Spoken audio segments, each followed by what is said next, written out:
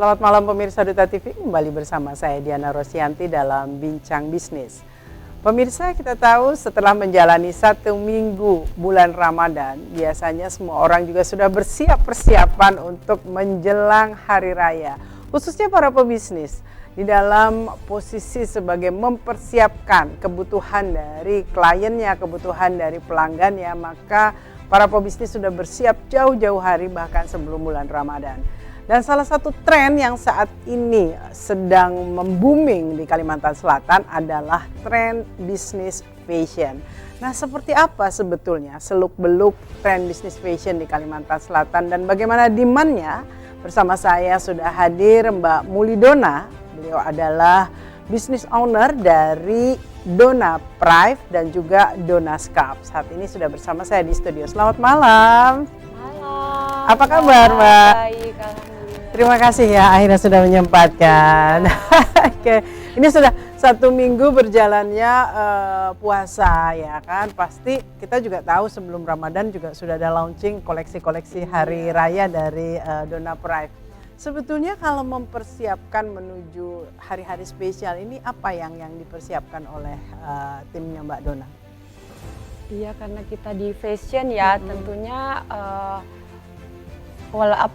koleksi-koleksi yang untuk digunakan pada saat seri-seri yang tepat untuk digunakan pada saat Ramadan, yang nyaman digunakan pada saat Ramadan, seperti dress, baju, hijab yang sesuai tema untuk Ramadan, seperti itu. Oke, artinya memang seri Ramadannya, seri hari rayanya pasti nanti berbeda lagi ya. Baik, Mbak Muli, kita melihat bisnis fashion. Bisnis fashion di Kalimantan Selatan kan sekarang booming sekali, baik yang sifatnya reseller maupun juga ada yang juga sudah mulai coba-coba bertumbuh bisnis.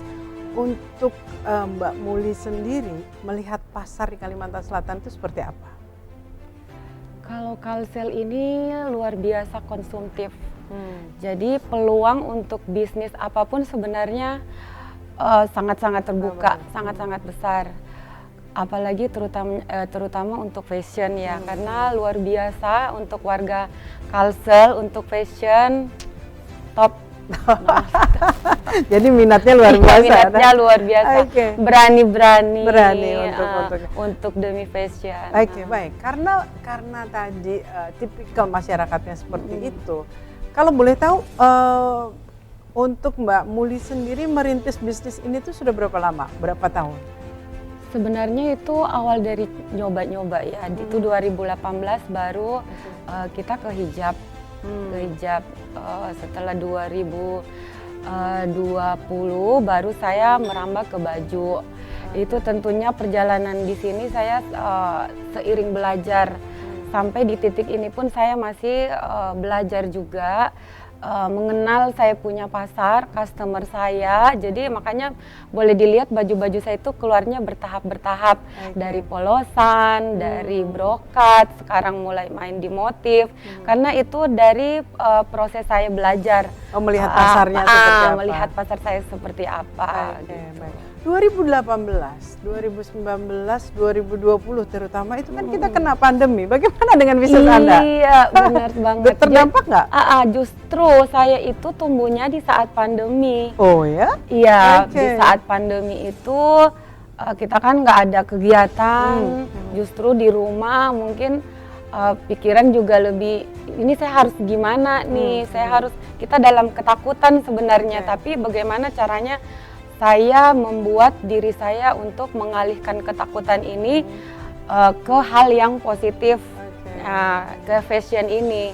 Yang tadinya nyoba-nyoba, tapi alhamdulillah warga Kalsel sangat-sangat antusias dan menerima Dona Prive, Dona Scrap sampai di titik ini. Oke, menarik ini ketika ternyata justru memulai lebih boomingnya adalah saat pandemi. Nah, iya. Anda nggak ada ketakutan, misalkan ini kan bikin bisnis pandemi, orang bilang pada saat itu bisnis lagi lesu, orang daya beli juga turun. Kenapa Anda berani membuat? Enggak untuk Kalsel. Oh, enggak untuk Kalsel ternyata. Wah, Kalsel luar biasa. Oh gitu, justru untuk fashion aman iya, gitu ya? Tetap aman. Tetap malah lebih itu apa, tingkat belanjanya itu lebih tinggi loh di saat karena nggak bisa kemana-mana ya, bisa jadi kemana-mana, jadi itu online gitu. Oke, baik. Ini menjadi sebuah catatan bahwa ternyata di kondisi-kondisi yang orang lain mengatakan bahwa ini menyedihkan, itu ternyata lagi drop. Alhamdulillah Dona malah bertumbuh di saat itu, tumbuh dan bertumbuh di saat pandemi. Baik, kalau boleh tahu, ketika akhirnya memutuskan untuk masuk ke bisnis fashion bermula dari hijab, apa yang men-triggernya? Kalau dari hijab itu sebenarnya pertama dulu kan saya pindah ke Kalsel, bingung kan. Dulu saya sebelum ke Kalsel memang saya sudah terbiasa produktif. Bingung kan saya mau bisnis apa, Kalsel luar biasa, mau apa aja lengkap. Jangan dibilang kota kecil ya, Kalsel apa aja ada. Jadi saya bingung harus bisnis apa ini. Jadi tapi memang jiwanya pebisnis begitu ya? Emang saya suka bisnis, baik. suka dagang dari kecil, emang suka dagang. Jadi ketika ada kendala tuh jadi tantangan aja gitu ya? Iya, jadi di sini melihat, oh di sini mayoritas hijab.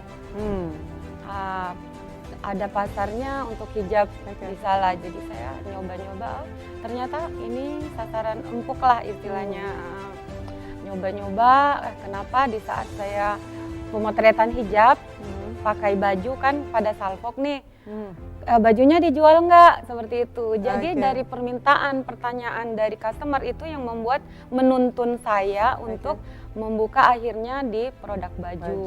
Dari hijab akhirnya ke baju seperti itu. Baju.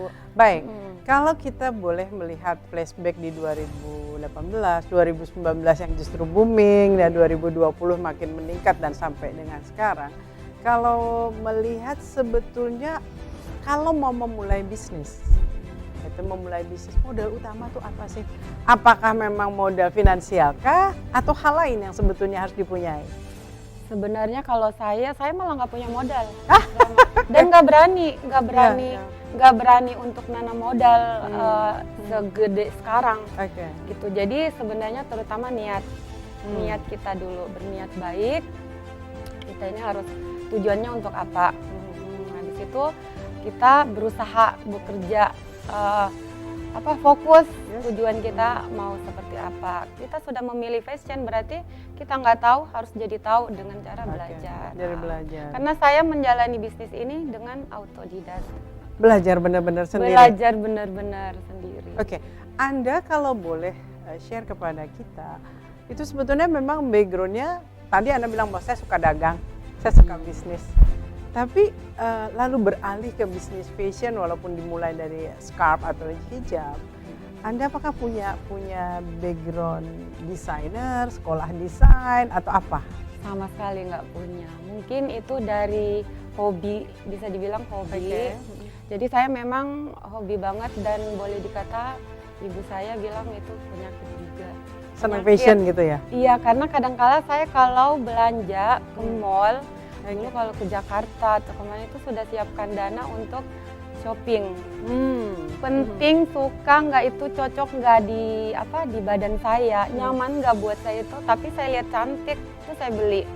Akhirnya jadi mubazir, nggak kepakai seperti itu. Jadi dulu itu benar-benar menjadi konsumtif lalu jadi produktif gitu ya. Jadi saya harus setelah menikah, setelah merantau, saya harus memikir gimana caranya saya bisa menjadi produktif. Karena yang bisa mengubah diri kita hanya diri kita sendiri. Oke, jadi modalnya adalah keinginan untuk tadi tahu, belajar terus dan pada akhirnya berubah itu ya.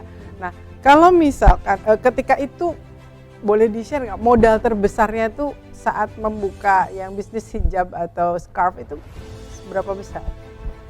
Itu namanya masih coba-coba nggak banyak, nggak banyak. Nggak banyak. Tapi itu saya ingat banget perjuangan saya baru berhijab, nggak ngerti bahan, sama-sama buta banget, nggak ngerti warna. Jadi benar-benar ini dunia dalam menciptakan suatu karya ini benar-benar sebenarnya dunia baru karena saya cuma penikmat, bukan pencipta gitu kan. Jadi benar-benar dipelajari semuanya, Google. Nah ini sudah zaman online, saya mau bertanya kadang malu juga gitu. Jadi saya harus pelajari semuanya, mulai bahan. Dan kalau mau ditanya saya rugi bahan, rugi apa itu terjadi juga. Terjadi. Oke. Baik, trial and error. Tadi Mbak Muli mengatakan bahwa saya tidak punya background fashion, tapi saya penyuka fashion. Artinya taste-nya pasti ada ya. Artinya yang dijual itu pasti taste-nya seorang Muli Dona ya. Benar. Lalu juga tadi tidak ada hal yang tidak mungkin ketika mau belajar. Iya, benar. Bagaimana caranya seseorang yang tidak tahu apa-apa, hanya penyuka, seorang konsumtif menjadi produktif dan sekarang brandnya kuat di mana-mana. Kita akan kembali masih di Bincang Bisnis.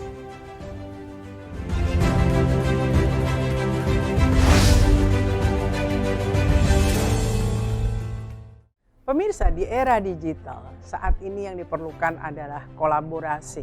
Karena kalau kita hanya berjuang tunggal, maka kita akan kerepotan juga. Mbak Muli, kalau kita melihat bahwa Anda tadi mengatakan bahwa saya hanya seorang penyuka fashion, konsumtif lah, lalu akhirnya menjadi produktif. Nah, ketika memproduksi pertama, apakah Anda sudah punya production house atau tempat untuk memproduksi, atau Anda berkolaborasi atau seperti apa? Berkolaborasi. Jadi saat itu saya browsing, nyari di mana, karena begitu banyak tersedia tempat produksi, tapi kita kan belum tahu informasinya. Seperti apa kualitasnya? Seperti apa kualitasnya. Jadi berdasarkan dari pengalaman saya dulu pada saat konsumtif, beli di saat saya pakai nyaman, itu yang saya jadikan sebagai sampel bahwa contoh yang misalkan hijab yang bagus terbaik itu yang jenis ini.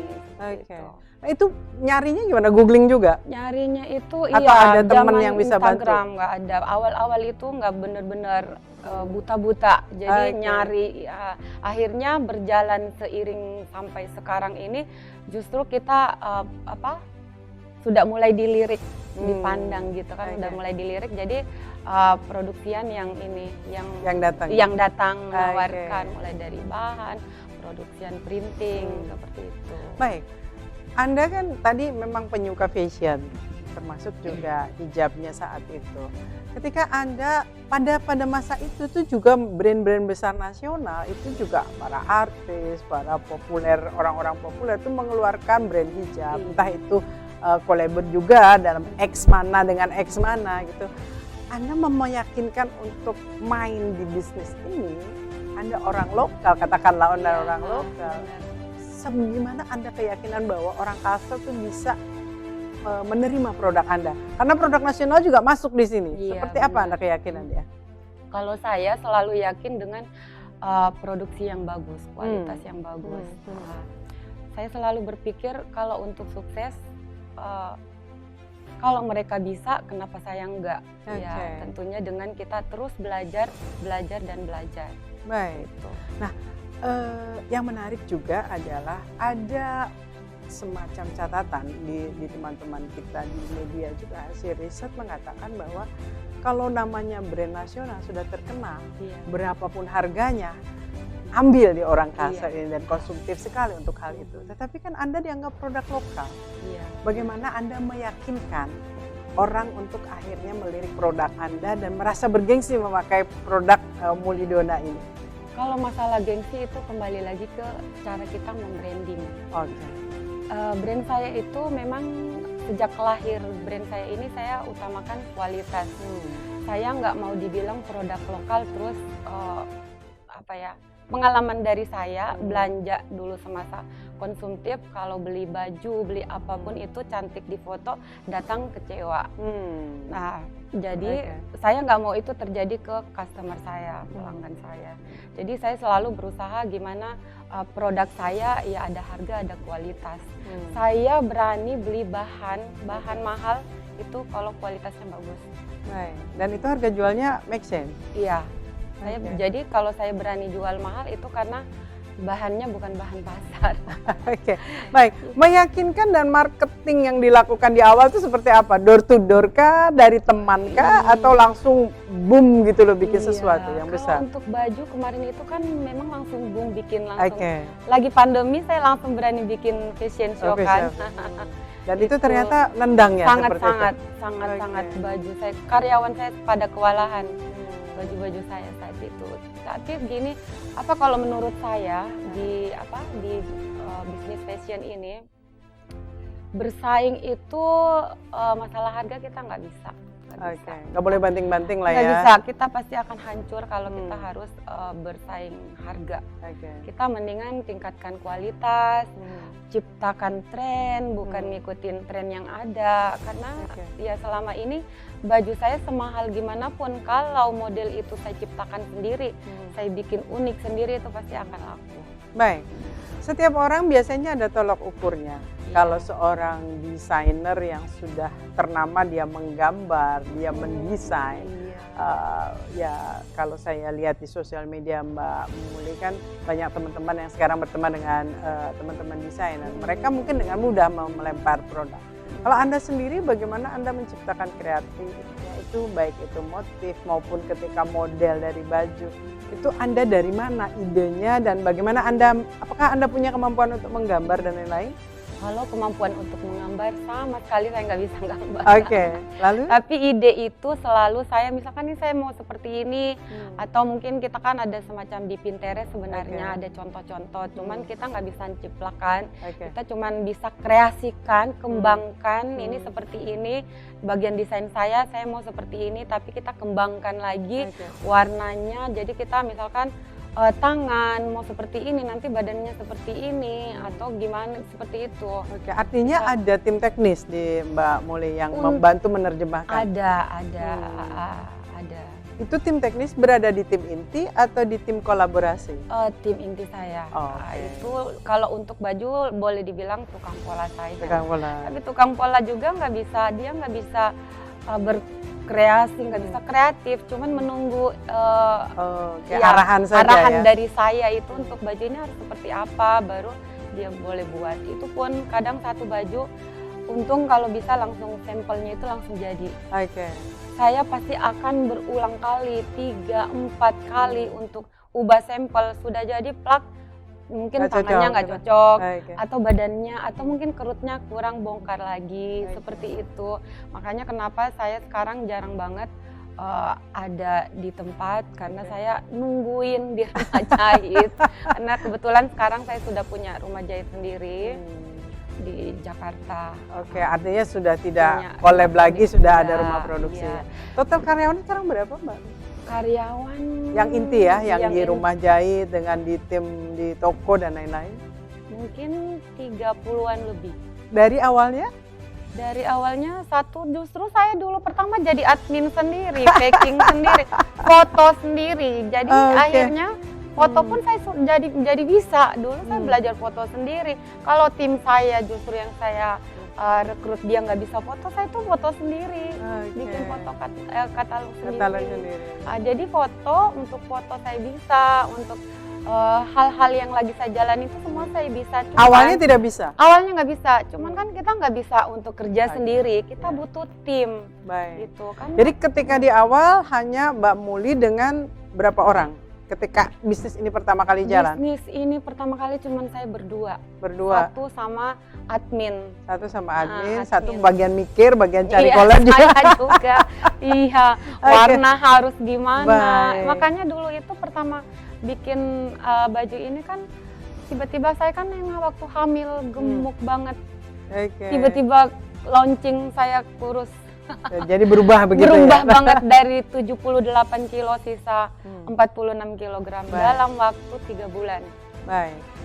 Ini menjadi menarik, dari sedikit menjadi 30, itu 30 yang di inti, yang collab belum lagi yang collab yang dalam arti ya dia produksi kainnya, kan pasti ada motif-motif yang dipesan dan lain sebagainya, itu banyak lagi ya.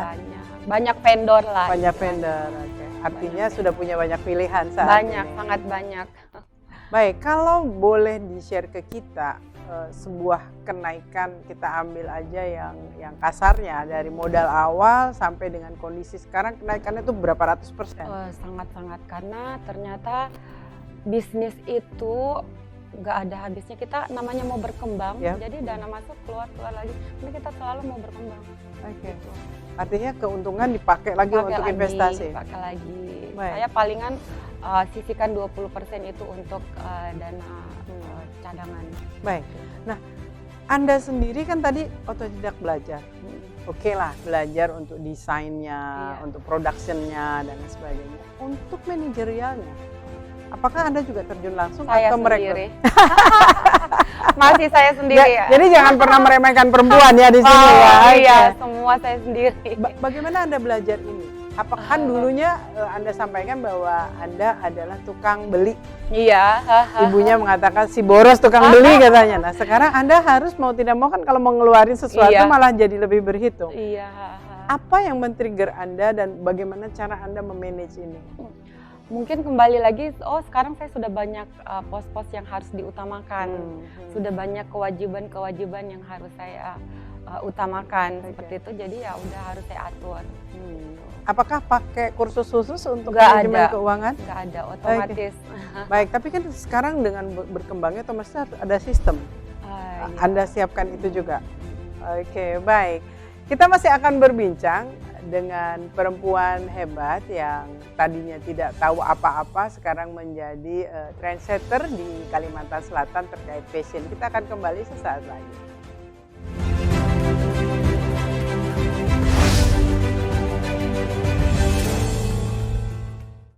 Pemirsa Duta TV, survei mengatakan bahwa sukses seseorang ternyata 5% ditunjang oleh background pendidikannya, 15% ditunjang oleh professional experiences, dan ternyata 80% ditunjang oleh kemampuan komunikasinya. Apakah make sense apa yang saya sampaikan? Iya, benar. Benar sekali, ternyata benar sekali bahwa ya tidak ada yang hilang dari pendidikan kita, tetapi kadang-kadang kita harus berlabuh kemana ya. Iya. Dan pengalaman tadi Mbak Muli mengatakan bahwa collab ke sana, collab ke sini itu bagian dari social experiences-nya. Dan bagaimana marketingnya adalah bagaimana kita bicara memarketingkan ini. Nah Mbak Muli, ketika pada akhirnya sampai di titik ini, tadi manajerial juga dari autodidak sampai akhirnya rapi seperti sekarang. Kalau melihat potensi-potensi persaingan, apa sebetulnya yang Mbak Muli harus jaga selain tadi kualitas? Kan kadang-kadang ada orang juga yang pakai black campaign dan lain sebagainya. Kalau menghadapi persaingan bisnis seperti ini, apa yang harus dilakukan? Kalau saya, otomatis kita kan melihat pasar kita. Kalau trik saya seperti ini, kalau misalkan brand-brand ini ngeluarin mulai dari warna, model yang lagi tren, itu saya nggak main di situ. Misalkan brand ini semua lagi main di shop, saya berani mengeluarkan warna sendiri. Yang berbeda, ngejreng sendiri misalnya. Ngejreng sendiri, Okay. model sendiri. Okay. Jadi seiring sini saya belajar, pernah juga saya coba mengeluarkan model yang lagi rame dengan desain motif sendiri, itu tetap kita nggak bisa ngejual, susah banget ngejualnya. Di saat saya mengeluarkan tren sendiri, itu yang luar biasa. Jadi menjadi sesuatu yang berbeda ya? Jadi kita harus bikin sesuatu yang berbeda, kita harus menciptakan sesuatu yang berbeda, bukan ngikut tren, ikut-ikutan. Baik. Anda kan fashionnya walaupun mungkin bisa dipakai untuk yang tidak muslimah gitu ya, Anda kan cenderung yang muslimah begitu. Biasanya tren fashion Anda ngelihatnya kemana? Apakah di lokal sini atau keluar atau seperti apa? Di mix and match sih, seperti mix and itu, dari luar. Dari luar, jadi sesuatu yang berbeda di sini. Dari luar, saya belajar dari luar, tapi tentunya kan rata-rata nggak hijab. Okay. Mungkin saya ngambil dari luar itu, dari lengan, dari badan, seperti itu. Baik, kalau misalkan melihat tadi pasar, kalau kita muncul dengan sesuatu yang berbeda, mereka justru menyerap pasar itu, bukan yang sama. Benar. Nah, pasar Kalsel ini kalau boleh melihat itu yang paling sangat cepat ngabisin produknya Dona itu dari Banjarmasin, wilayah Banjarmasin kah atau di daerah-daerah mananya? Banjarmasin dan sekitarnya. Banjarmasin dan sekitarnya. Itu Iya. yang paling banyak menyerap produk. Banyak juga sih yang dari luar Kalsel. Oke. Untuk ekspansi sudah kemana saja? Membuka di mana? Makassar. Ini lagi persiapan untuk buka di Jakarta, tapi Oke. kita masuk gabung di salah satu gerai di mall.